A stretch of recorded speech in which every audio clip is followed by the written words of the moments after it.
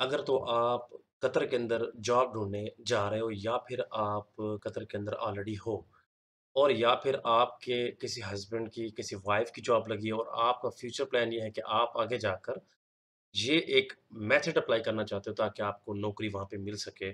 तो ये video specially मैंने आपके लिए बनाई है और ये वीडियो एक रिक्वेस्ट आई थी मुझे एक टीचर की, ठीक है? तो उनके हस्बैंड की जॉब कतर एयरवेज़ में लगी है एज़ मैकेनिकल इंजीनियर जो भी थे पता नहीं।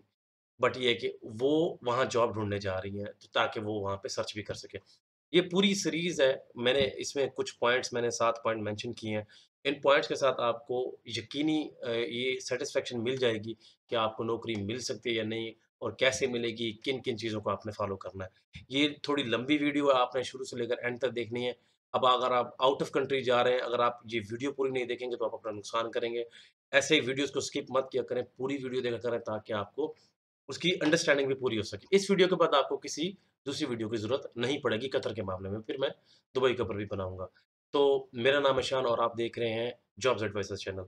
तो मैं आपको बिना टाइम वेस्ट किए इस पॉइंट पे चलते हैं कि जो मेन मुद्दा है कतर के अंदर जॉब ढूँढने का, तो वो क्या है, उसको शुरू करते हैं, ठीक है?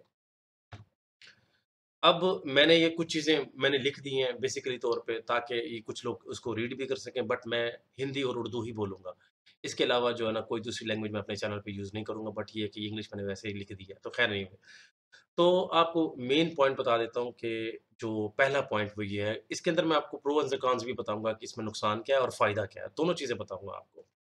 सबसे मेन चीज़ ये होती है कि अगर आप किसी भी एजेंसी के थ्रू जाना चाहते हैं, मिसाल के तौर पे ये तो तब ऑप्शन है जब आप कतर में पहुँच चुके हो। कतर में पहुँचने के बाद आपके पास पहला ऑप्शन ये होता है कि आप कोशिश करें किसी भी एजेंसी के अंदर आप जाएँ, रिक्रूटमेंट एजेंसी होती है, ये फास्टेस्ट वे होता है। इसके अंदर मैं आपको पहले फ़ायदा बताता हूँ, फिर आपको इसका नुकसान बताऊँगा। इसका पहला पॉइंट ये है कि आप उनके अंदर जाएँ, रजिस्टर करवाएँ, उनकी वेबसाइट्स को ऑनलाइन ढूँढें और उसके बाद जाकर अपना ईमेल या कुछ भी डाटा दें और अपनी रेज़्यूमे दें।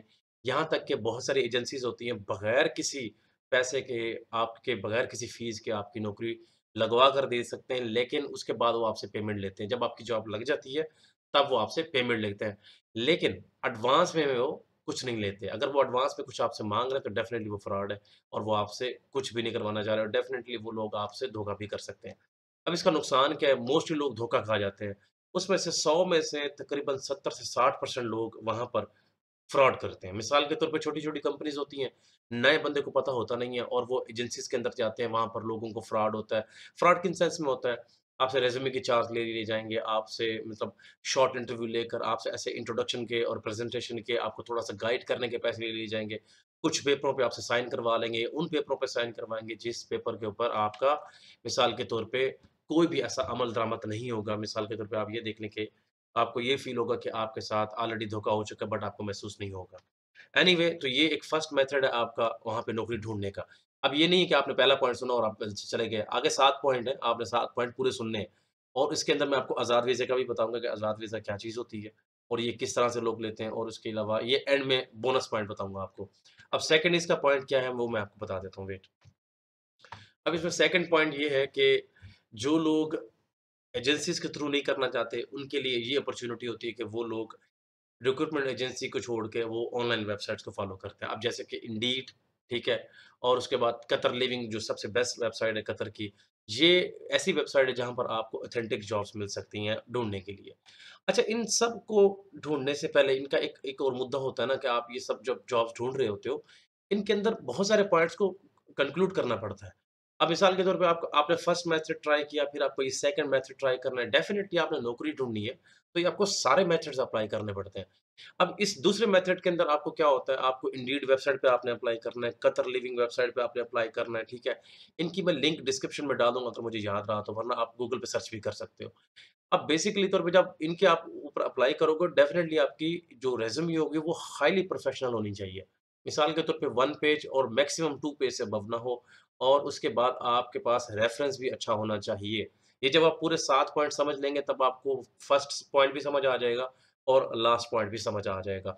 ये तो हो गया दूसरा, कि आपने ऑनलाइन वेबसाइट से उसको ढूँढना है और ऑनलाइन वेबसाइट्स 2-3 ही हैं, अदरवाइज़ बाकी बहुत सारी फ्रॉड्स हैं। उसके ऊपर आपने ट्रस्ट नहीं करना, बिल्कुल भी ट्रस्ट नहीं करना। अब मैं आपको तीसरा पॉइंट बताता हूँ। अब तीसरा पॉइंट ये है कि न्यूज़पेपर पे लोग क्या करते हैं, 2 मेथड्स होते हैं, या तो अपना वो ऐड दे देते हैं कि हम इतने पढ़े-लिखे हैं, हमारे पास ये क्वालिफ़िकेशन है, ये सर्टिफ़िकेट्स हैं, ये हमारे पास डिग्रीज़ हैं और हमारे पास ये क्वालिटीज़ हैं और फलाँ-फलाँ कंपनीज़ के अंदर हम इंटरेस्टेड हैं, अगर कोई हमें नौकरी देना चाहता है, तो हमें नौकरी के लिए हम अवेलेबल हैं। एक ये होता है मेथड पैसे पे करके न्यूज़पेपर में अपना ऐड देना। एक मेथड दूसरा होता है, इनके ऊपर एड्स आए होते हैं नौकरियों के और लोग कंपनीज़ कुछ जो होती हैं, वो न्यूज़पेपर के थ्रू भी एड्स देती हैं ताकि उनको कोई जल्दी से कैंडिडेट मिल जाए। ये तो हो गया तीसरा मेथड। मैं आपको एंड में इनकी सारी चीज़ें बताऊँगा। अच्छा, इसके बाद आ गई CV directly to the companies. अब ये थोड़ा डिफ़िकल्ट होता है क्योंकि आपको जो वेबसाइट से जो आपको ईमेल्स मिलते हैं, उनमें बहुत सारे लोग फ्रॉड होते हैं, बहुत सारी कंपनीज़ फ्रॉड होते हैं। आपसे लोग वो ईमेल के थ्रू ही आपसे इंटरव्यू ले लेते हैं, व्हाट्सएप पे आपको इंटरव्यू लेने का बोल देंगे और उसके बाद आपसे फ़ीस चार्ज करने का बोल देंगे और एडवांस में पैसे माँग लेंगे, काफ़ी सारी चीज़ें होती हैं। बट ये भी एक मेथड बहुत अच्छा है, आप इंडीड, आप कतर लिविंग, गूगल जॉब्स का जो एक पेज है, बहुत सारी वेबसाइट से जाकर उनके ऑफ़िशियल ईमेल्स को जो है ना आप कॉपी कर सकते हैं, उन कॉपी करके आप उनको वहाँ पे आप उसको अप्लाई कर सकते हैं। बट जो यूज़फुल मेथड है, वो हमेशा सेकंड वाला रहा है। मैंने भी वही अप्लाई किया था और बाकी लोग भी वही अप्लाई करते हैं। मोस्टली सेकंड मेथड अप्लाई होता है, चाहे आप कतर में हैं, चाहे आप पाकिस्तान, इंडिया या फिर बांग्लादेश में। मोस्टली इन 3 कंट्री से ही लोग जाते हैं बराली मिडल ईस्ट में और मिडल ईस्ट की जान इन्हीं 3 कंट्रियों से है। अदरवाइज़ ये कुछ भी नहीं है। अच्छा ख़ैर, ये तो हो गया चौथा पॉइंट, मैं आपको 5वाँ पॉइंट बताता हूँ, कि लिंक्डइन का आपने प्रोफ़ाइल यूज़ करनी है, वहाँ पे अपनी प्रोफ़ाइल बना लें। प्रोफ़ाइल बनाने के बाद अपनी प्रोफ़ाइल को बिल्कुल एग्ज़ैक्ट ए टू ज़ेड आपने फ़िल करना है, मतलब ए टू ज़ी फ़िल करना है। उसके अंदर ये होगा कि आपको अगर कोई कंपनीज़ ढूँढ रही होती है, तो उसकी जो सजेशंस होती है लिंक्डइन वो उन कंपनीज़ को करता है ताकि आपके पास जॉब्स की अपॉर्च्युनिटी इंक्रीज़ होती रहे। ये भी एक मेथड है बट इतना ख़ास नहीं है, ये भी इतना वो ख़ास वर्किंग नहीं है बट ये हाइली एजुकेटेड, हाइली एक्सपीरियंस्ड लोगों के लिए होता है बट वो जल्दी हायर हो जाते हैं लिंक्डइन के थ्रू। बट बहुत कम लोगों को यहाँ से कॉन्टैक्ट किया जाता है। अच्छा, उसके बाद आ गया कतर और इस एक एनवायरनमेंट के अंदर कि आपने कतर में जाकर सर्च करनी है नौकरी। ये उन लोगों के लिए जो लोग यहाँ से विज़िट वीज़ा लेकर जाते हैं। कुछ लोग वो भी होते हैं जो लोग यहाँ से आज़ाद वीज़ा लेकर जाते हैं। अब जो लोग यहाँ से शॉर्ट टर्म का 1 मंथ का, 3 मंथ का विज़िट वीज़ा लेकर जाते हैं, तो उनके लिए छठा मेथड इसलिए है क्योंकि वहाँ पर जब जब आप जाओगे, मिसाल के तौर पे चाहे ये दुबई है, चाहे कतर, जब आप कतर में रहकर नौकरी ढूँढोगे तब आप इंटरव्यूज़ के लिए जब आप उसी टाइम अवेलेबल होगे तो कंपनीज़ आपको 80% जल्दी हायर करती है क्योंकि निस्बत इसके क्योंकि कोई इंसान आउट ऑफ कंट्री में है और एक इंसान कतर में मौजूद है, तो वो कतर वाले को प्रेफ़र करेंगे ना कि उसको। क्योंकि जो कतर में अवेलेबल होगा उस बंदे का वीज़ा जल्दी अप्लाई हो जाएगा और वो बंदा जल्दी अवेलेबल हो सकता है कंपनी को। और वैसे भी फ़ेस टू फ़ेस कंपनी उसको जानती है, फ़ेस टू फ़ेस वो प्रैक्टिकली उनको देख सकते हैं, उसकी पर्सनैलिटी को, उसकी क्वालिटीज़ को और सारी चीज़ों को। बनिस्बत के ये कि वो बाहर कंट्री किसी में बैठा है पाकिस्तान में और कतर से कंपनी उसका इंटरव्यू ले रही है, बहुत कम चांसेस होते हैं और वो उनको हायर करते हैं। बट मोस्टली ये होता है कि वो जो लोग कतर में गए होते हैं, दुबई में गए होते हैं, उनको वो जल्दी हायर करते हैं। अच्छा, इसके अंदर एक और चीज़ है, इसमें सबसे बड़ा जो बेनिफिट है वो ये है कि वॉक इन इंटरव्यूज़ जो होते हैं ना, वो बहुत यूज़फुल होते हैं। अब कोई टीचर है, कोई इंजीनियर है, कोई कुछ है, आपने जैसे ही कोई आपने कतर की साइट्स पे नौकरियाँ देखनी है, मोस्टली लोग ना कतर के अंदर जो लोग होते हैं, मिसाल के तौर पे जो कंपनीज़ होते हैं, वो जो उन लोगों के लिए वॉक इन इंटरव्यूज़ रखते हैं, जो लोग विज़िट वीज़े पे आए होते हैं और हाइली एजुकेटेड होते हैं और नॉर्मल भी, चाहे वो मैट्रिक से लेकर चाहे वो किसी भी डिग्री तक हो, बट बात स्किल की है। मिसाल के तौर पे अगर आपको मान लें कि एजुकेशन उन्होंने आपसे माँगी है मैट्रिक और आपसे कह रहे हैं कि आपको फलाँ चीज़ की कुकिंग आती है, अगर आपको आती है तो वो काम देखते हैं, आपकी एजुकेशन ज़्यादा नहीं देखते बट वो डिग्री होनी चाहिए। बट ये नहीं है कि आपका वो ज़्यादा ज़रूरी है। ऐसा भी मैंने देखा है कि बगैर एजुकेशन के भी लोगों को रख लिया जाता है, अगर वो नौकरी में उसको काम आता हो तो। ये मैंने देखा है ऐसा। मिसाल के तौर पे मेरी प्रीवियस कंपनी थी एक दुबई में, उस कंपनी के अंदर मैंने जब जॉब की तो मेरी इतनी एजुकेशन नहीं थी बट मैं फिर भी उस नौकरी पे रहा आईटी एडमिन के ऊपर। हालाँकि वहाँ पे बैचलर ऑफ कंप्यूटर साइंस चाहिए था बट उस टाइम मेरी एजुकेशन बैचलर नहीं थी, अब मैं कर रहा हूँ। अच्छा, तो अब लास्ट पॉइंट है ये 7वाँ, इसके बाद मैं आपको थोड़ी-सी और बात बताऊँगा ताकि आपको सारा आइडिया क्लियर हो जाए। अब ये जो सारी डिटेल लिखी हुई है कि आप लोगों से राब्ता करो, वो लोग जो आपके कतर में अवेलेबल हैं, वो लोग जो आपके जानने वाले फ्रेंड्स, दोस्त, रिलेटिव, कोई कंपनी वाले, कोई रिश्तेदार ऐसे जिनको आप रेज़्यूमे भेज सको, जिनसे आप कॉन्टैक्ट नंबर ले सको, जिनको आप रेफ़रेंस बना सको, चाहे आप कतर में हो, चाहे आप कतर से बाहर हो, ये दोनों पर्पज़ के लिए, दोनों चीज़ों के लिए काम आ सकता है ये चीज़। ये इतना ज़रूरी है कि अगर कोई बंदा किसी कंपनी में काम कर रहा है, मान लें let's say I am working in Qatar Airways, मैं कतर एयरवेज़ में नौकरी कर रहा हूँ, ठीक है? मैं ऑलरेडी कर चुका हूँ बट वो मैंने जॉब छोड़ दी। अच्छा ख़ैर, तो मैं अगर नौकरी कर रहा हूँ, मान लें आपने मुझे रिक्वेस्ट की या मेरे आप दोस्त हैं, रिलेटिव हैं, तो मैंने आपकी सीवी, मैंने आपका कोई भी चीज़ वो मैंने आगे एचआर में दी। वहाँ पर उनको ईमेल वगैरह सारा कुछ उनको मैंने प्रोवाइड किया कि ये मेरा दोस्त है और ये मैं उसको रेफ़र कर रहा हूँ और इस तरह से है। कंपनी उसको डेफ़िनेटली वो उनको सजेस्ट करके कहते हैं कि ये हमारा कंपनी में ऑलरेडी बंदा काम कर रहा है और उसकी सुनी जाती है और उस बंदे को रख भी लिया जाता है। ये भी एक शर्त होती है। अगर उस बंदे की क्वालिफ़िकेशन मैच करती है किसी भी वैकेंसी से, वो उसको प्रेफ़र देते हैं। तो कतर एयरवेज़ तो बहुत अच्छी कंपनी है और डेफ़िनेटली और हमेशा रहेगी। डिपेंड करता है कि आप उसमें जा सकते हो या नहीं जा सकते। इमिरेट्स भी उसी तरह है, बाकी कंपनीज़ भी उसी तरह हैं। अब मेन मुद्दा ये है, ये सारे पॉइंट्स करने के बावजूद भी आपको नौकरी नहीं मिलती, तो फिर आपको एक और चीज़ का मैं आपको बताता हूँ, जो फाइनल पॉइंट मेन एक है। वो ये है कि आप आज़ाद वीज़ा ले लें, आज़ाद वीज़ा लेने के बाद आपके पास जो लास्ट अपॉर्च्युनिटी बचती है, वो ये होती है कि आज़ाद वीज़े के साथ आपको ये है कि मैं उन लोगों को बता रहा हूँ जो किसी मतलब ये तो जो मैंने रिक्वेस्ट की है एक टीचर ने मुझे, वो तो ऑलरेडी अपने हस्बैंड के साथ जा रही है, उनके लिए तो आज़ाद वीज़े की ज़रूरत नहीं है, वो तो ऑलरेडी वहाँ पे हैं। बट उन लोगों के लिए जो लोग यहाँ पर हैं पाकिस्तान में, इंडिया, बांग्लादेश में, वो आज़ाद वीज़ा लें, जिसको फ्रीडम वीज़ा कहते हैं, वैसे इसका नाम नहीं होता। आज़ाद वीज़ा लेकर आप उनको डेफ़िनेटली वहाँ पर जाकर आप जब नौकरी ढूँढेंगे तो आपको उससे भी ज़्यादा जल्दी नौकरी मिल सकती है क्योंकि ऑलरेडी आपके पास एक वीज़ा होता है, जस्ट आपको एनओसी चाहिए होता है उस अरबाब से, करंट अरबाब से और उसके बाद आपको कंपनी जॉइन करवा ली जाती है। ये लोगों की गलतफ़हमी है कि अरबाब आपको एनओसी नहीं देता, अगर आप जाहिल हो, अगर आप पढ़े-लिखे नहीं हो और डेफ़िनेटली आप इतने भी गए गुज़रे हो मतलब इतने भी स्मार्ट नहीं हो कि आप अपने अरबाब से एनओसी भी नहीं ले सकते, तो फिर आपको बाहर जाना भी नहीं चाहिए। मैं आपको एक एक स्ट्रेट पॉइंट बता रहा हूँ, ऐसे मैंने बहुत सारे पॉइंट सुने, एक अभी रिसेंटली मेरे पास एक लड़का आया, उसने मतलब है कि सर खा लिए इस मामले में कि ये होता है, फिर ये होता है, फिर वो भी अपनी जगह पे ठीक है क्योंकि ज़ाहिर है वो फर्स्ट टाइम जा रहा है, उसने पैसे लगाने हैं 2 ढाई 3 लाख या 4 लाख जितने भी लगाएगा वो। लेकिन ये है कि उससे ये होगा कि आपको 3 साल के लिए आपको आज़ादी है। आप 3 साल तक के लिए आज़ाद हो, आपको वापस आने की ज़रूरत नहीं है। एक किस्म के आपके पास रेज़िडेंट परमिट होता है, लेकिन ये है कि आपके पास नौकरी नहीं होती, सैलरी नहीं होती। सिर्फ़ आपने एक नौकरी ढूँढनी होती है। क्योंकि जो करंट अरबाब आपको बुलाता है, वो एक ऐसे समझ लो आपको सिर्फ़ बुलाता है अपने पास, ऐसे ही। आपको जस्ट वो वीज़े के पैसे ले लेता है, वो भी कम लेता है, बीच में थर्ड पार्टी ले लेती है। उसके बाद वो आपको एनओसी दे देता है ऑन द स्पॉट। ये तो हो गई मेन चीज़ें। अब देखें, आपके पास जो मेन जो स्ट्रॉन्ग पॉइंट है नौकरी ढूँढने का, वो अगर आप पाकिस्तान, इंडिया में, बांग्लादेश में बैठे हो, आप सबसे पहले कोशिश ये करो अपनी अच्छी से अच्छी सीवी बनाओ। अगर आपको सीवी बनाना नहीं आती, तो मेरा जो दूसरा चैनल है शान इकबाल एडवाइज़र के नाम से, उसके ऊपर आप जाएँ, वहाँ पर मेरे 2 सीवी की पेजेज़ के वो मैंने लिंक डाली हुई है। मैं इस वीडियो के अंदर भी मैं डाल दूँगा कि सीवी किस तरह से बनाई जाती है। वो आप वहाँ से सीवी बना सकते हो। मेरी हर वीडियो के अंदर ये सीवी की लिंक मौजूद होगी, ताकि आप एक अच्छी और प्रोफ़ेशनल सीवी बना सको। फ्रेशर के लिए भी और एक्सपीरियंस के लिए भी, दोनों को मैंने बताया हुआ है। ऑफ़लाइन भी आप डाउनलोड कर सकते हो और उसको वेबसाइट पे ऑनलाइन भी बना सकते हो। ये आप पे डिपेंड करता है कंप्यूटर पे या मोबाइल पे। ये मुद्दा हो गया, जिसकी सीवी अच्छी होती है प्रोफ़ेशनल उसको जल्दी हायरिंग होती है।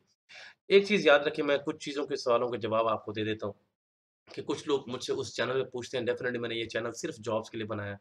तो मैं आपको इसमें क्लियर कर देता हूँ उन चीज़ों के बारे में। एक चीज़ देखें कि अगर जो बंदा नौकरी ढूँढने के लिए कतर में जाता है या जा रहा है, उसके माइंड में 3 चीज़ें तो कन्फर्म होनी चाहिए। एक, आपका एक्सपेंस होना है, ठीक है? दूसरा, आपका जो वहाँ पर रहना, रिहायशी, खाना-पीना ये तो एक एक्सपेंस साथ हो गया। दूसरा, आपको वहाँ पर एनवायरनमेंट को अडॉप्ट करना भी आना चाहिए। ये नहीं कि आप 1 महीना गए, 10 दिन गए और उसके बाद आप वापिस आ गए। थर्ड पॉइंट ये है कि आप मायूसी कभी ना रखें, क्योंकि वहाँ पे आप जाके मायूस भी हो सकते हैं। ठीक है? ये तो 3 पॉइंट मैंने आपको क्लियर कर दिए। अब मैं आपको थोड़ा-सा एक्सपेंस के बारे में बता देता हूँ कि एक्सपेंस कैसे होता है। आपको मैं पहले फूड का बता देता हूँ, जो लोग विज़िट वीज़े पे 1 मंथ और 3 मंथ के ऊपर जा रहे हैं। मैं 1 मंथ का बताऊँगा, बाकी आपने खुद एस्टिमेट लगा लेना है। 1 मंथ का एक बंदे का मिनिमम से खाना आपको 500 से 600 का रियाल का आपको मंथली एक्सपेंस पड़ सकता है। अगर आप किसी 500-600 वाले किसी मतलब फैमिली घर से आप खाना मँगवाओगे, घरों में बनाते हैं लोग और वो आपको भेजते हैं। जैसे फैमिलीज़ होती हैं, वो बना-बना के लोगों के घरों में सेल करते हैं। लोगों के ऐसे जैसे लोग होते हैं कमाने वाले, नौकरियाँ करने वाले, उनके लिए होता है। तो 500-600 आपका फूड एक्सपेंस हो गया और आपका रिहाइश के लिए भी 500-600 ये 1000 यहाँ पे हो गया।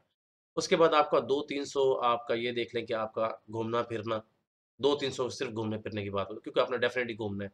अगर आप नहीं घूमेंगे-फिरेंगे तो आपका उसमें अंदर सीवी के प्रिंटिंग और आपका इंटरव्यूज़ में जाना, बस ट्रैवल करना और ये सारी चीज़ें, इनके अंदर आपका मिला-मिलू के आपका मतलब 500 ये भी हो जाता है। तो मतलब आपका 1 मंथ के अंदर 1500 रियाल एक्सपेंस आपका हो सकता है मैक्सिमम, ये मिनिमम नहीं मैक्सिमम बता रहा हूँ। इससे ज़्यादा नहीं होगा अगर आप इतना ज़्यादा खर्चीलू नहीं हो, अगर आप बचाओगे तो। ये तो आपको 1 मंथ का हो गया, 3 मंथ रहेंगे तो फिर आपको 4000 से 5000 आपका एक्सपेंस हो जाएगा। ये तो हो गया खाना-पीना और रिहाइश और ये चीज़ें हो गई। आपको मैं वो भी बता चुका हूँ एक्सपेंस वगैरह। अच्छा इसमें आपने कौन-कौन सी सर्विसेज़ यूज़ करनी है, आपको नहीं पता कि कतर के अंदर क्या-क्या चीज़ें यूज़ होती हैं। वहाँ पे करवा टैक्सी है जो बेसिकली यूज़ होती है। करवा टैक्सी जो वहाँ पे एक गवर्नमेंट की टैक्सी है जो पठान लोग मोस्टली चलाते हैं, ये यूज़ होती है। बहुत एक्सपेंसिव होती है, ना यूज़ करें।